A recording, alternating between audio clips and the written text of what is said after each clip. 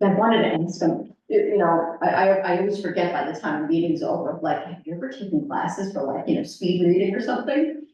Yeah, I would do hard. I have to read slowly because I get ahead of myself and screw things up. Yeah, I can't read that quickly. I get tongue tied. I was surprised my sister who lives.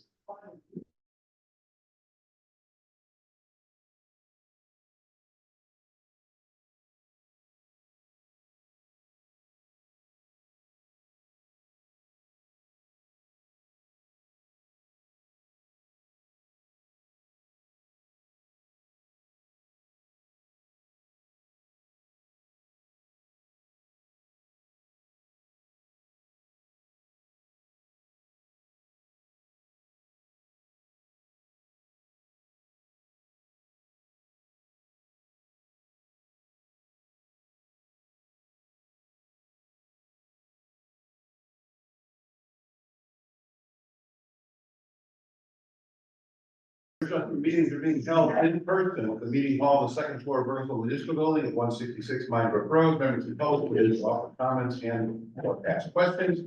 Will be required to attend meetings in person. Notice the exchanges of email to the Bernardsville News and Courier News.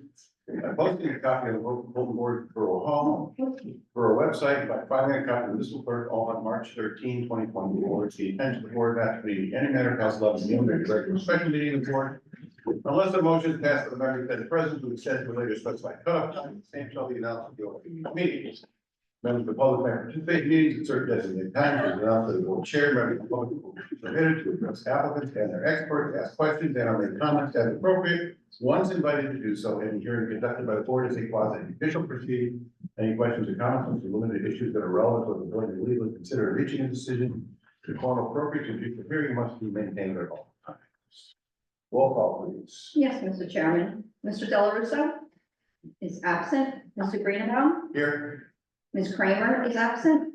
Mr. McDowell, Here. Mr. Sallier, Here. Mr. Trainer, Here. Mr. Slocum, Here. Ms. Leffler is absent, and Mr. Millo. Here. You have a quorum, Mr. Chairman. Thank you. So first up, we've got meeting minutes from the March 18th meeting. We also have meeting minutes from, no, we gotta do these individual because the people voting is different.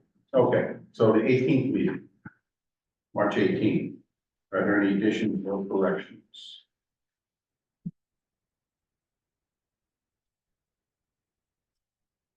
Like your motion to approve. I don't think I was at that one. No, the members are, Chick, myself, Diana, and Mark. So March 18th. And, well, you're up, big guy. Jeff Oh, Jeff was here. Yeah. Okay, so then we need to correct the, members. If Jeff was at that meeting. He's on there. He's in there. Yeah, it doesn't show on the minutes. Oh, it doesn't show on the, oh, I'm looking at the agenda. Oh, my goodness. Got that. Hold on. Let's see. Oh, you're right. Since I was here. So corrected. Invisible man. Second. Yeah. I'm sorry, who made the motion? Jeff did. Thank Mark you. seconded. All in favor? Aye. Cool. The two that are here. Those minutes are approved. Like I said, we gotta do the individual. April 1. And you'll correct the attendance on the. Yes, I just made the note. Okay. April 1.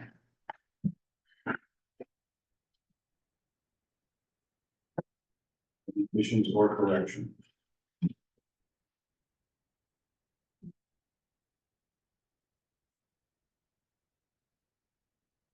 Your motion to approve.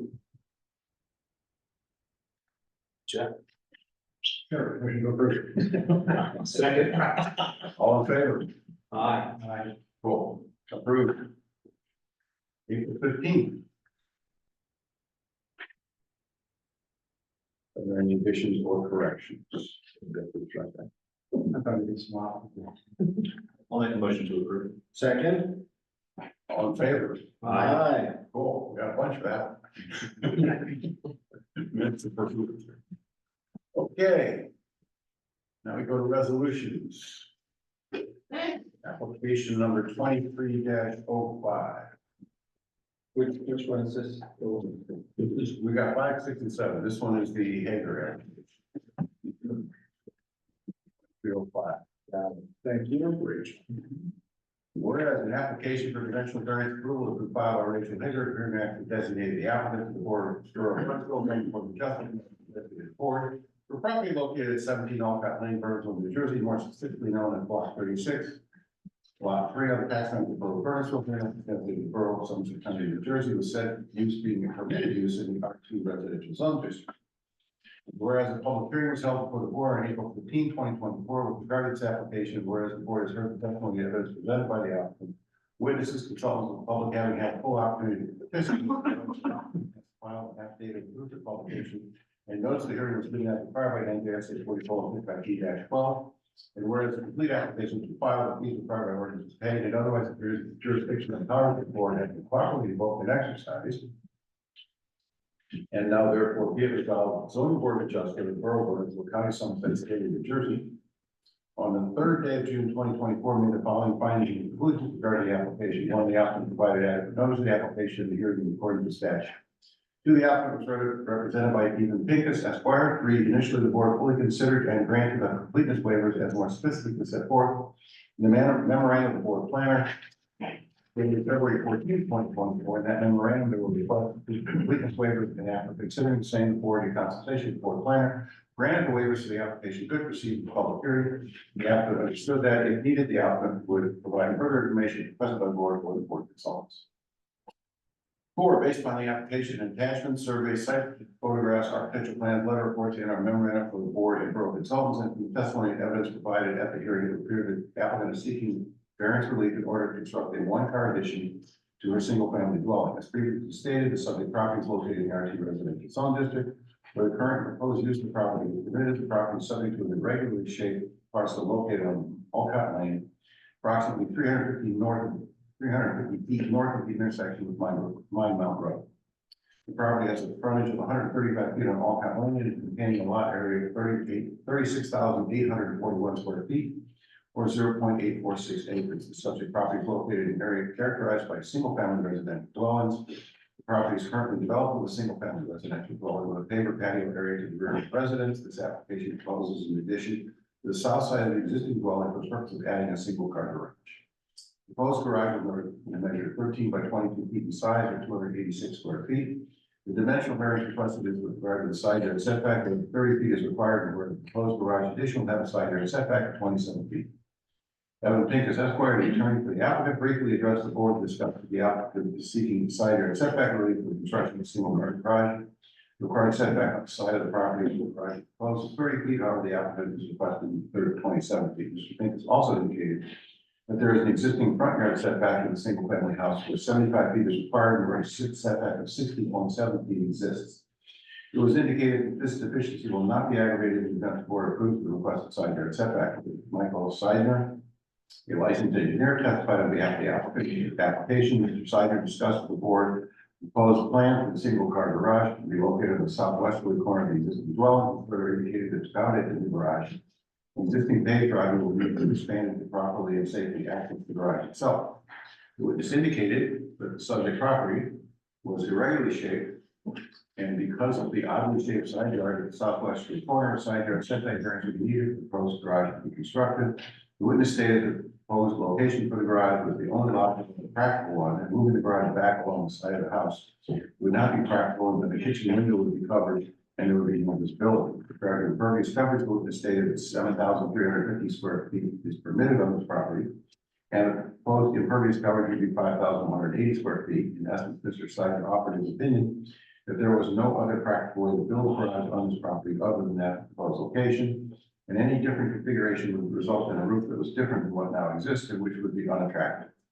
In response to questions by members of the public, the witness stated that there will be no water diversion issues regarding the nearby stream. However, the swale would be created by the applicant for water runoff and drainage issues. During construction, a silt fence would be placed by the stream in order to prevent debris from entering the stream.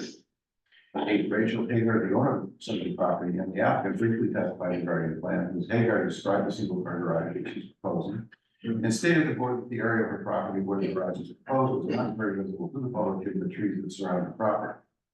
9, the members of the public commented either in favor of or in opposition to the application. Conclusions of law, whereas pursuant to this land use law, specifically NJS 34-70C1 and 2, the board can grant relief to the strict application of any zoning regulation where, because of the conditions specifically affecting the piece of property as set forth in the statute, the strict application of such regulation will result in peculiar and exceptional practical difficulties to or exceptional and undue hardship upon the developer of such property, or where the purposes of the municipal land use law as set forth in NJSA 44-D-2 as act would be advanced by deviation from the zoning ordinance requirements, and the benefits of such deviation would substantially outweigh any detriments.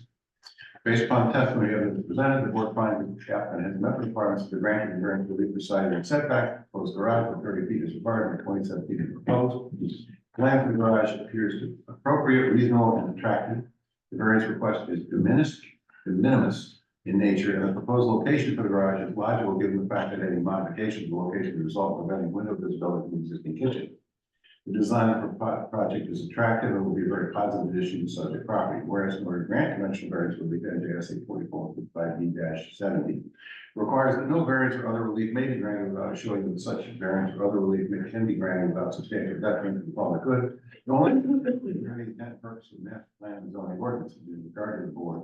In this regard, the board is of the opinion that the applicant has met this burden for the reasons set forth in the body of this resolution and as testified to during the hearings and as commented upon by the board. Specifically, the proposed construction could be considered a normal customary improvement to a single-family residence in this neighborhood. The dimensional deficiency regarding the side yard setback is de minimis in nature, and the buffering surrounding the garage will minimize any visual impact. Now, therefore, be it resolved, having reviewed the application and considered the impact of the proposal on the borough and its residents, and having determined whether the proposal is in furtherance of municipal land use law and NJSA 44-D-2 as act, and the laws of the borough, and whether the proposal is conducive to the orderly development of the site and the general area which is located, the work concludes that good cause has been shown to grant the conventional variance relief requested by the applicant. Be it further resolved by the Laws of the Board of Adjustment, Borough of Bernardsville, on Somerset, State of New Jersey, on the 3rd day of June 2024, on the appropriate motion made and seconded, that the application of Rachel Hager is granted subject to the following terms and conditions. 1, the applicant shall be bound by the testimony plan submitted with this application. 2, the requested dimensional variance of side yard setback where 30 feet is required and where 27 feet is requested is granted for the reasons set forth in this resolution. 3, except where specifically modified by this resolution, the applicant shall be bound by the recommendations contained in all letter reports and memoranda of the board consultants and borough management committee. 4, prior to the issuance of any permit, the zoning officer of the board engineer shall review all plans submitted by the applicant. Prior to there shall be no significant changes to the plans unless approved by the board. 6, as agreed to by the applicant, swales shall be created near the garage location for water runoff and drainage purposes. 7, as agreed to by the applicant during construction, silt fencing shall be located near the stream to prevent debris from entering the stream. 8, the applicant shall submit proof of payment of all real estate taxes for the property. 9, the applicant shall pay in timely manner all outstanding and future fees and escrow charges, and to impose all performance and maintenance guarantees in connection with the review of this application prior and subsequent to the approval of this application. 10, the applicant shall be responsible for the obtaining of any other approvals or permits or from other government agencies that may be required by law. And the applicant shall comply with all requirements and conditions of such approvals or permits, including but not limited to the municipality compliance of any low or moderate housing regulation. If, however, compliance with other conditions will result in plan difference from the one approved by the board, herein the applicant shall return to the board for all appropriate relief. 11, prior to the issuance of any building permit, the applicant shall submit final variance plan if necessary, containing all required additions and corrections for review and approval by the borough engineer. When so approved, the applicant shall file 6 copies of the final plan to the borough engineer for signature and transmission to the board's administrative officer. 12, the applicant shall be bound by all exhibits introduced, all representations made, all testimony given before the board at its meeting April 15, 2024. Anybody have any corrections? I'll make a motion to approve. Second. Roll call, please. Wait a minute. One second here. I'll make sure I get it. Oh, sorry. Okay, good. Roll call, please. Mr. Greenbaum, Yes. Mr. McDowell, Yes. Mr. Salyer, Yes. Mr. Slocum, Yes. and Mr. Malillo. Yes. The motion carries. One now.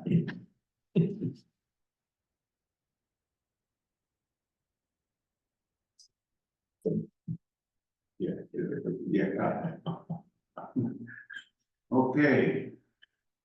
Mr. Tussar, application number 23-06. Whereas an application for dimensional variance approval has been filed by Mr. Tussar, here designated the applicant, the Borough of Bernardsville, zoning board of adjustment, here designated the board, property located at 40 Turnbull Lane, Bernardsville, New Jersey. More specifically known as Block 4, Lot 1 of the tax map of the Borough of Bernardsville, here designated borough.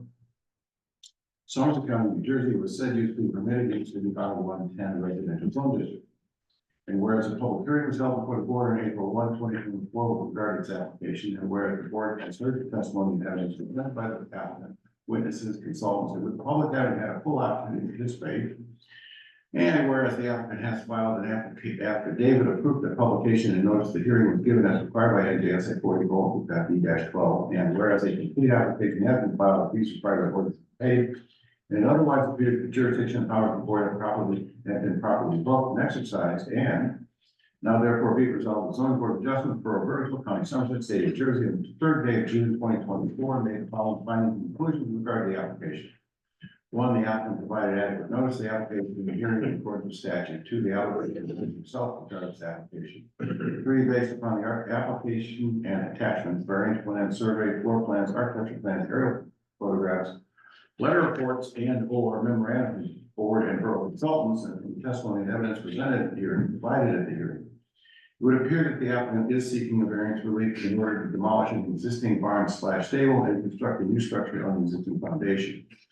Or as previously stated, the subject property is located in the R110 residential zone district where the current proposed use of the property is permitted. The subject property is in a regularly shaped parcel located at the intersection of Turnbull Lane and Dryden Road. The property has a lot frontage of 1,365 feet on Turnbull Lane, 1,322 feet of frontage on Dryden Road, and contains a lot area of 411,226 square feet, or 9.4 acres. Property developed with an existing 2.5-story residential dwelling, 2.5-story barn, tennis court, swimming pool, associated improvements, and various outbuildings. The property is served by septic and well and is located in an area characterized by single-family residential dwellings. The applicant proposes to demolish the existing barn/stable, which includes a residential apartment, and construct a new structure. It will include a 4-bay garage, a greenhouse, and an office on the upper level, and storage and mechanicals on the lower level. The plan indicates that the new structure will be built on the same foundation as the existing barn. From a review of the application, documents, and testimony, the applicant requires the following dimensional variance relief pursuant to NJSA 44:55B-70C. A, maximum impervious coverage. Maximum permitted impervious coverage for the property is 27,416 square feet. The applicant is proposing impervious coverage of 49,872 square feet. Currently, the impervious coverage is 50,049 square feet. So there will be a slight reduction. 6, it should be noted that the subject property is part of a lot line adjustment approved by the planning board in June 2015. Apparently, an equal land area was transferred between lot 1 and lot 3 in block 4. The impervious surface is listed on the current variance plan at up to 50,049 square feet. It would appear that the largest contributor to the differences in impervious surface between 2015 and the present is the gravel driveway and large paved area in front of the existing barn. These impervious surface areas were not shown on the 2015 lot adjustment map. Current plan also indicated 4 sheds and a chicken coop, which were not on the 2015 plan. There were apparently other less significant differences between the 2015 plan and what now exists. 7, Gregory Tussar, the owner of the subject property, and the applicant testified on behalf of the application. Mr. Tussar indicated that he had lived in Bernardsville for the past 24 years and started the restoration of the barn approximately 2 years ago. He indicated the board of the barn is not structurally sound, however, the foundation appears to be. He stated that the first phase of his property restoration would involve the barn, and the second phase would involve renovations to the single-family house at a later time. 8, John Beatty, a licensed architect, testified on behalf of the application. Mr. Beatty discussed the barn structure and stated that there is an apartment in the barn together with stables. What is now being proposed is the removal of the barn/stable structure, and on the same foundation footprint, the construction of the structure would contain a 4-car garage, an office, and greenhouse on the first floor, and storage and mechanicals on the lower floor. The only change in the footprint will be a modest stoop in order to gain access to the proposed office. Stoop will be located to the left of the proposed garage doors. The roof will be a maximum height of 32 feet 8 inches, which will be slightly lower than what currently exists. Paul Fox, the licensed engineer, testified on behalf of the application. Mr. Fox discussed the impervious coverage aspect of the application and referred to the letter report of Robert Bradley dated October 20th, 2023. Mr. Fox confirmed that part of the gravel driveway will be removed in order to somewhat lessen the amount of impervious coverage on the site. The witness commented that a new septic system will be installed on the subject property, and stormwater controls and dry wells around the proposed new structure will be installed in accordance with the report of the board engineer. Although there are aspects of the engineer's report will be complied with as well, and plans will be revised accordingly. The witness also indicated the size of the proposed new barn structure will be approximately 3,600 square feet. John Peel, a licensed land use planner, testified on behalf of the application. He reviewed the variance involving impervious coverage and indicated that although minor in scope, there will be a slight reduction in impervious coverage over what now currently exists. The witness stated that none of the proposed construction will take place in any environmentally sensitive areas and that no existing dimensional deficiencies will be aggravated. The witness stated general welfare criteria of NJSA 4455D-2 subparagraphs C, E, I, and J were in his professional opinion satisfied. And there would be no substantial negative impacts on the neighborhood zoning ordinance, both master plan, given the fact that subject property is permitted in the zone. Was being enhanced by this application and will continue to be consistent with other residential dwellings in this area. 11, no members of the public commented either in favor of or in opposition to the application conclusions of the law, whereas pursuant to this land use law, specifically NJSA 4455D-70C 1 and 2, the board may grant relief from strict application of any zoning regulations where because of conditions thus specifically affecting a piece of property is set forth in statutes. The strict application of such regulation would result due to exceptional practical difficulties to or exceptional and undue hardship upon the developer of such property, or where the purposes of this land use law is set forth in NJSA 41D-2 et cetera, would be advanced by deviation of the subject from the zoning ordinance requirements and benefit such deviation would substantially outweigh the detriment. Based on testimony and evidence presented, the board finds that the applicant has met the requirements for granting variance relief with maximum impervious coverage of the proposed project. Revised plans for the garage property appear appropriate, reasonable, and attractive. From reviewing the testimony plans, the board is of the view that the proposed structure, which will include a 4-bay garage, a greenhouse, and office on the upper level, with storage and utensils on the lower level, will be a very positive addition to the subject property and will be well buffered in terms of visibility. And whereas in order to grant dimensional variance relief, NJSA 4455D-70 requires that no variance or other relief may be granted without showing that such variance or other relief can be granted without a substantial detriment to the public good and will not substantially impair the intent and purpose of the master plan and zoning ordinance. In this regard, the board's opinion map has met this burden for the reasons set forth in the body of this resolution and is testified to during the hearings and as commented upon by the board. Specifically, the proposed barn construction could be considered a normal customer improvement to a single family residence in this neighborhood and would continue to blend in with the applicant's residential structure. The impervious lot coverage will be slightly less than what now exists, and the result will be an attractive mobile accessory structure for this dwelling. Now, therefore, be it resolved, having reviewed the application, considering the impacts of the proposal on the borough and its residents, and having determined whether the proposal is in furtherance of this land use law NJSA 4155D-2 et cetera, and the laws of the borough, and whether the proposal is conducive to the orderly development of the site and general area which is located, the board concludes that good cause has been shown to grant the dimensional variance relief requested by the applicant.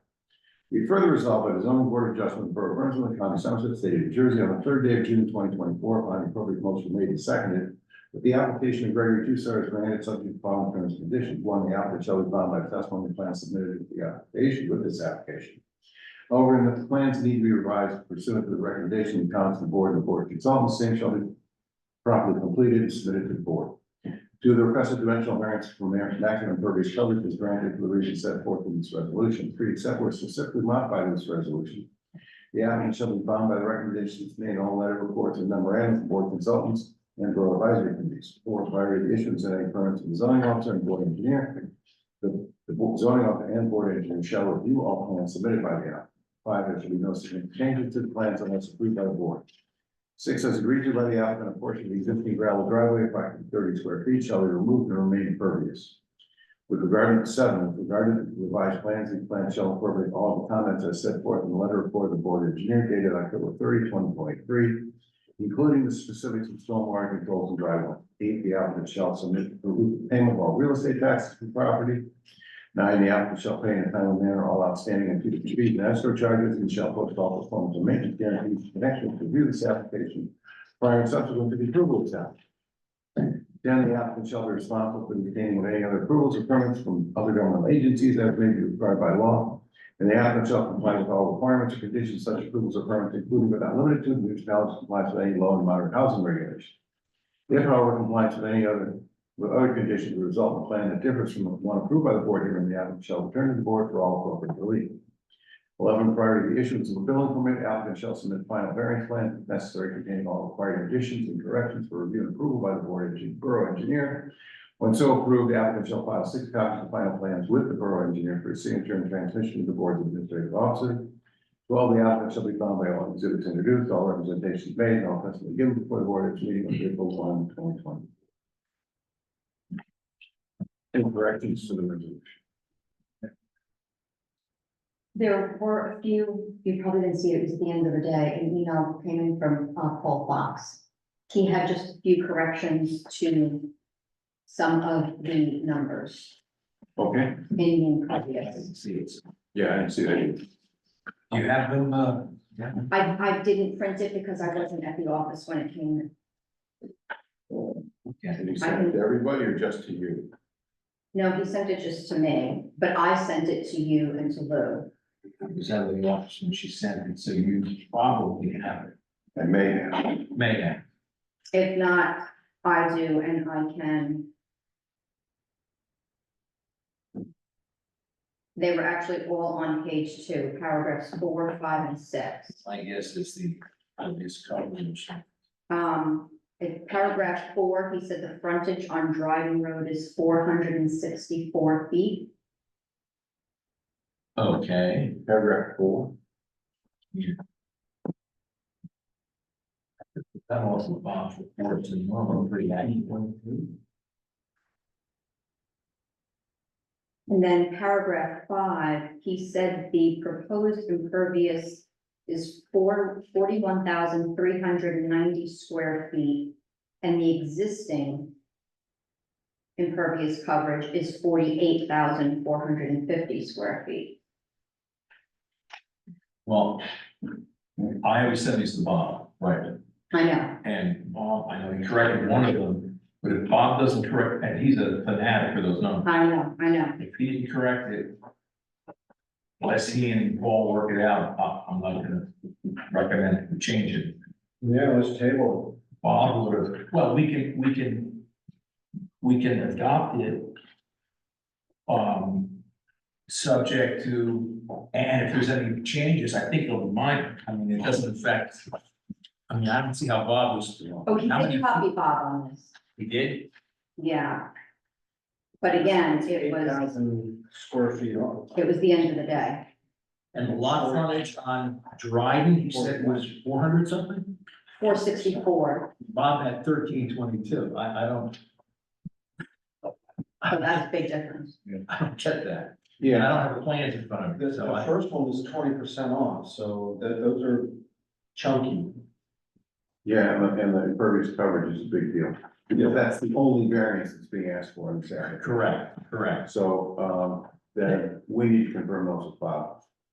My recommendation, that since these are Bob's numbers, and he didn't change them, and he saw them, my recommendation was just to get it off our plate, memorialize it, and we'll turn Bob loose with Paul, and if there's any changes, we can always do it. We don't have to do a formal thing, we'll just change, we'll alert the board. But David's right, the variance is only the impervious coverage. I remember we went back and forth on this Yeah, at the hearing, so and those were the numbers that. my 2 cents. If the applicant is suggesting that the impervious coverage request is for 41,000. Yeah. We need to get that number correct before we Okay, memorialize because this. that's 8,000. Because that's 8,000 square feet. Yeah, If we memorialize it with 49,000, they can have 41, have a good time. right. They can also have 48. So let's get the numbers right before we memorialize this resolution. Okay, So we will not memorialize this one. All that rain. God damn it. you won't have to read it again.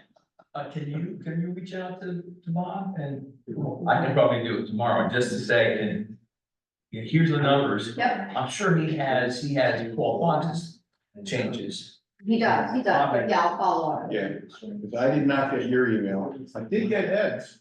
That's You mean you didn't get 722. it all? No. It's 80. That's bizarre.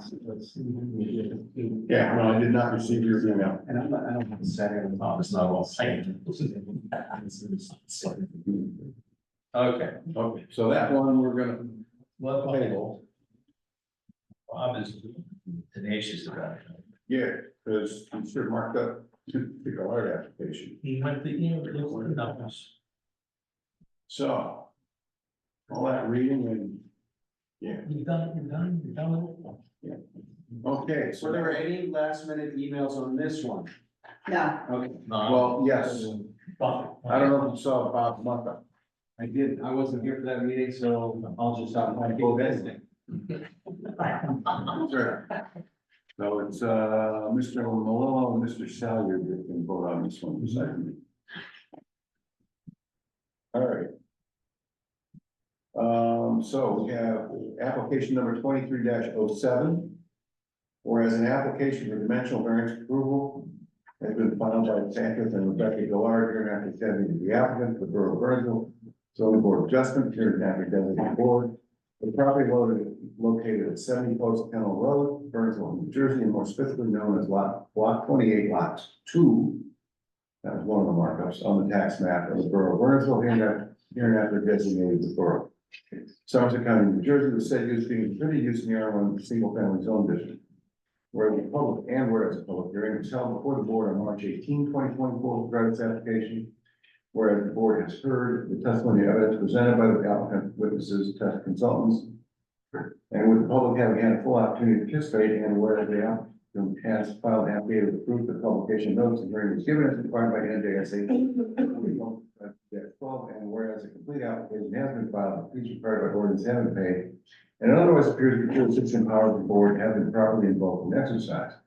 And now therefore be it resolved, the zoning board of adjustment of the Borough of Bernardsville, County, Somerset, State of New Jersey, on the third day of June 2024, made the following findings and conclusions regarding this application. One, the applicant provided adequate notice of the application and hearing in accordance with statute. Two, the applicant was represented by Anthony J. Cesaro, Esquire. Three, initially, the board fully considered and granted the completeness waiver as more specifically set forth in the memorandum of the board dated December 20, 2023. In that memorandum, there were 4 requested completeness waivers, and after considering seeing the board in consultation with the board planner, granted the waivers of the application to proceed with public hearing. The applicant understood that if needed, the applicant would provide further information requested by the board of the board consultants. Or based upon the application and attachment, site development plan, soil erosion, sediment control plan, architectural renderings, aerial photographs, letter reports, and our memorandum from the board and borough consultants, and from the testimony evidence presented at the hearing, it would appear that an applicant is seeking variance relief in order to construct an in-ground swimming pool and associated patio, together with a minor one-story addition to their existing single-family residence. 5, as previously stated, the subject property is located in the R1 residential zone district where the current proposed use of the property is permitted. The subject property contains approximately 89,655 square feet or 2.06 acres, including the area of property within the right of way of Post Canal Road. The subject property is presently developed with existing single-family dwelling and associated site improvements. The subject property is rectangular in shape and is located on the southerly side of Post Canal Road and approximately 475 feet west of the intersection with Douglas Avenue. The proposal property has a lot frontage of 298 feet on Post Canal Road and an average lot depth of 295 feet. The property is served by septic and well, and it also has a circular gravel driveway. The subject property is located within an area characterized by single-family residential dwellings. The applicant proposes to construct a 20 by 40 foot, 800 square foot swimming pool with an associated patio of 1,022 square feet. Because of the steep slopes on the subject property, the pool and patio area are proposed to be constructed behind the existing dwelling, 40 feet from the rear property line and 57.9 feet to the pool cover. The applicants also propose to construct a 1-story, 155 square foot addition off the easterly rear corner of the dwelling to be used as a mudroom.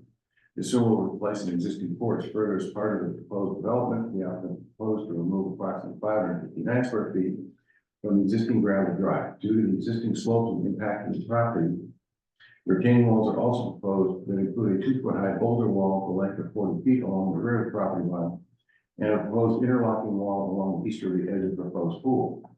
To address impervious coverage, drainage improvements are proposed that include a seepage pit. 6, application, documents and testimony. The applicant requires the following dimensional variance relief pursuant to NJSA 40:70C. A side yard setback of 40 feet is required for buildings in existence. As of April 1997, the existing dwelling is not set back at least 40 feet from the property line, and the proposed addition will be 37.9 feet from this line. B, steep slope disturbance. The slope category for the subject property is 15 to 25%, which 24.99%, which permits 20% disturbance, but not exceeding 1,000 square feet. The applicant originally proposed steep slope disturbance of 40.77% of the regulated category, but has revised the plans and is proposing 32%. 7, Patrick Gillard, the owner of the subject property, and the applicant testified on behalf of the application. Mr. Gillard stated that he purchased the property in June 2023, and that what he is now requesting is variance relief so that he can construct a small mudroom off the kitchen, in addition to a swimming pool and associated patio in the rear and behind the house. He stated that because of the significant slopes in the rear yard of his property, the area that has been selected for the swimming pool is the most logical location. 8, Alexander Rodriguez, the licensed architect, testified on behalf of the application, commenting on the proposed addition. Mr. Rodriguez stated that this will be 11 by 14 feet in size, will be utilized mainly as a mudroom. The addition will be 1-story in height, and there was now a need for a side yard setback variance, which would be technical in nature given that the existing garage already encroaches into the side yard. 9, Mark Mantilla, a licensed engineering surveyor, testified on behalf of the application. In assessing the swimming pool, the witness stated that it is being tucked in behind the house, which is the best location given the steep slopes to the front of the property. He also discussed the proposed retaining walls in the rear. Mr. Mantilla stated the applicant is proposing a dry well and a channel drain so that all water coming off the pool and patio area will be captured on site. He stated that no pool water or stormwater would impact adjacent property. The witness also stated that he reviewed the letter report of the Board engineer, nodded brightly, and stated that the applicant will comply with all of the recommendations set forth therein. The witness indicated that the existing circular driveway will remain gravel. However, as agreed to, the applicant will remove portions of the driveway in order to reduce impervious coverage, so the property will not exceed the impervious coverage requirements. It was also stated the submitted plans will be revised to indicate this change. As a result of the removal of portions of the existing driveway, the net increase in impervious surface will be less than 1,000 square feet, approximately 920.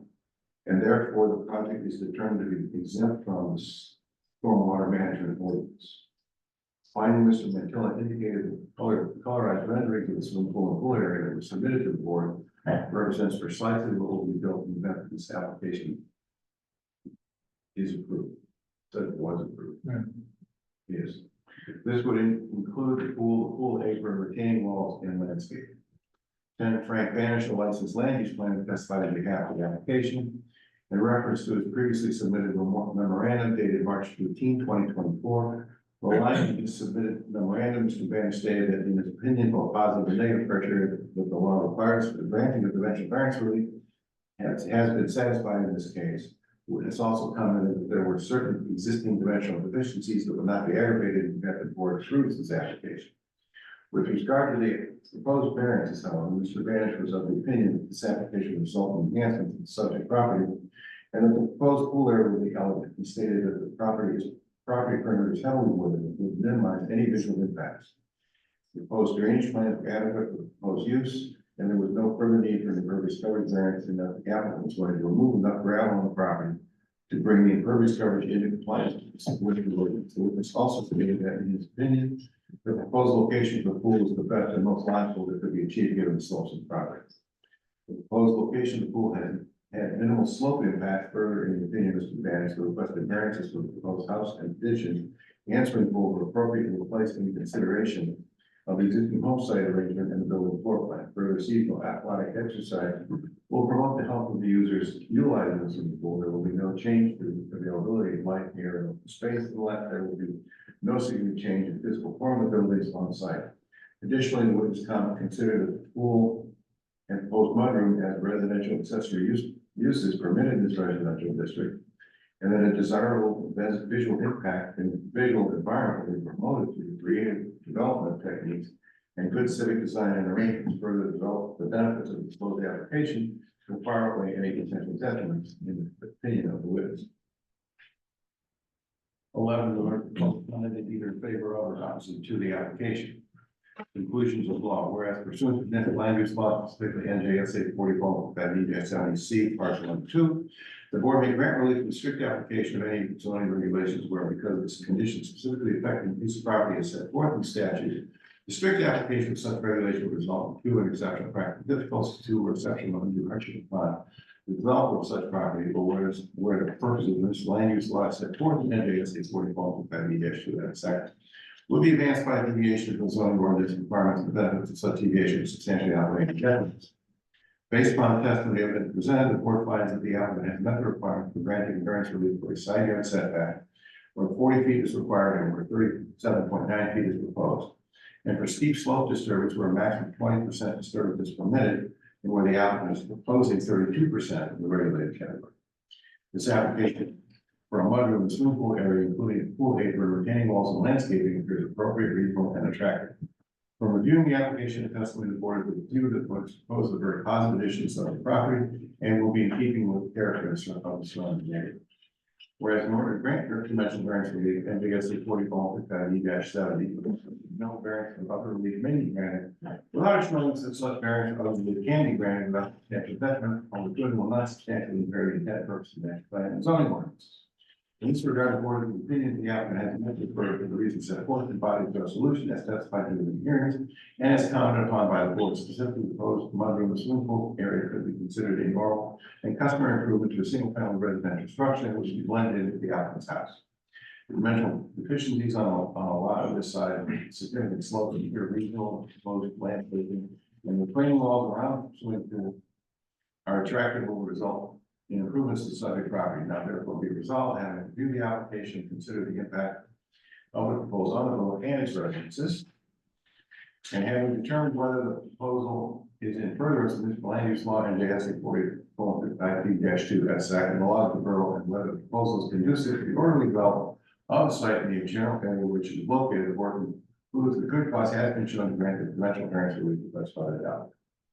Be it further resolved that the zoning board of adjustment for Borough County Somerset State of New Jersey on the 3rd day of June 2024 on the appropriate motion made and seconded the application of Patrick and Rebecca Collard is granted subject to following terms and conditions. One, the applicant shall be bound by the testimony and plan submitted with this application. However, the plans need to be revised pursuant to the recommendation and comments of the board and the board of consultants.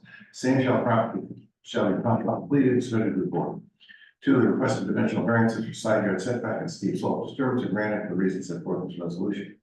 3, except where specifically modified this resolution, the applicant shall be bound by the recommendations made in all letter reports and memorandum of board consultants and board advisory committees. 4, prior to the issuance of any permit, the zoning officer and board engineer shall review all plans submitted by the applicant. 5, there should be no significant changes to plans unless approved by the board.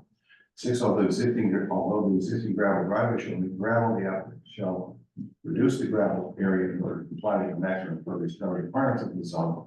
The previous submitted plans shall be revised in order to indicate its modification. 7, the final construction of swimming pool, patio, or retaining wall and landscaping shall comply in all respects with the renderings submitted during the hearing.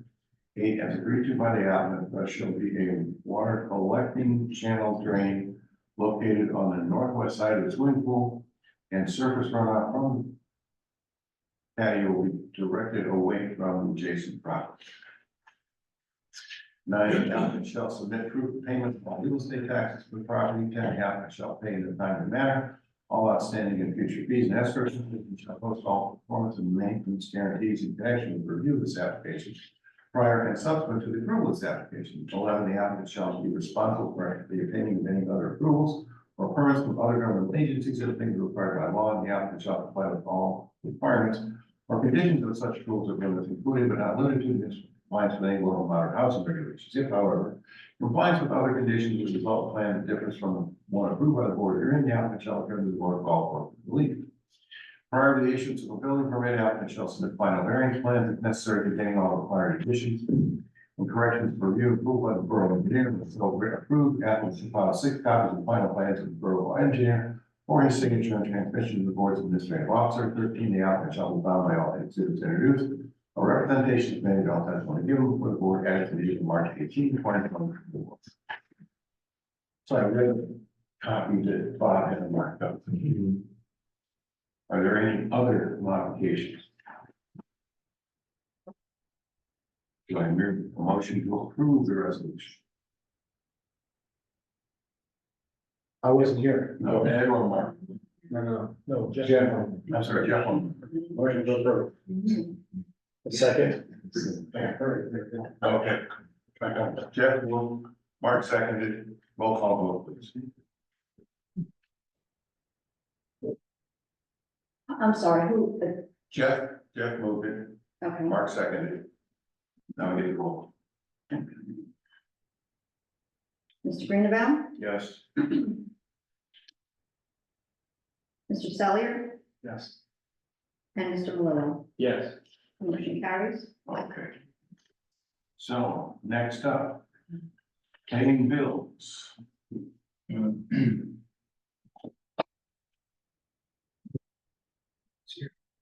For a change, who doesn't want money?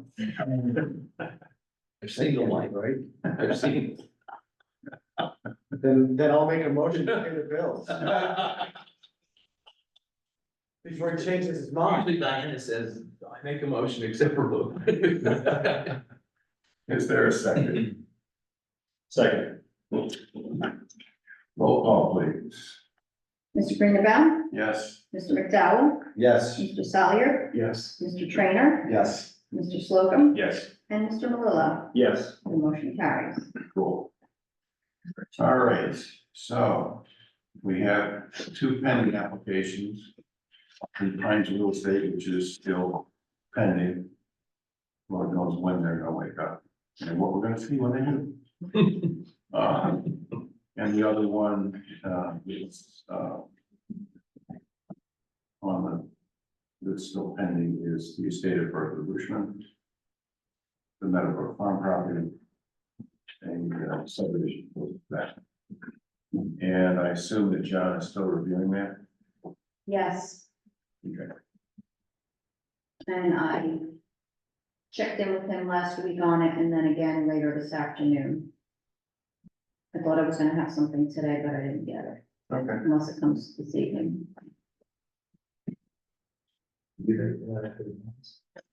We have not seen anything. They're not expecting hearing them. Up in Pine. Oh, no. It was just pointed out to me that there's, which is, I find very odd, someone waiting in the waiting room on Zoom when the meeting information was not given out to anyone. Don't let him in. I have, well, that's. Don't let him in. Yeah. No, No. don't let him in. We're not doing Zoom. I know, that's what I thought, but I'm just Yeah. baffled as to how they could find out. Oh, probably from an old agenda. Yeah. Nothing good's gonna happen. We post the agendas from past that have the meeting information in it. And in the beginning of the year, don't we also post all meetings? Well, we do, but Yeah, but last year's agendas had had the Zoom, the Zoom information. got it, okay, Yeah, so we're not letting people. thank you, that makes me feel better. Yes, yeah, no, it's not a security issue. We're just using Zoom at this point. to record the meeting. Yes. Down here, give it back. Yes, please. Okay. All right, so that's all I have for this evening. Does anybody else have anything? I did send an email a few minutes ago to Mr. Brightly about the 2-star resolution. Thank you. Oh, all right, so hopefully you look at that. I don't think you missed one that. You missed one that. Something's up. I don't know what. But let's get that clarified before we, just so we do the right thing. Absolutely. Okay. I'll make a motion to adjourn then. Second. All in favor? Aye. Not quite a record, but good job, David.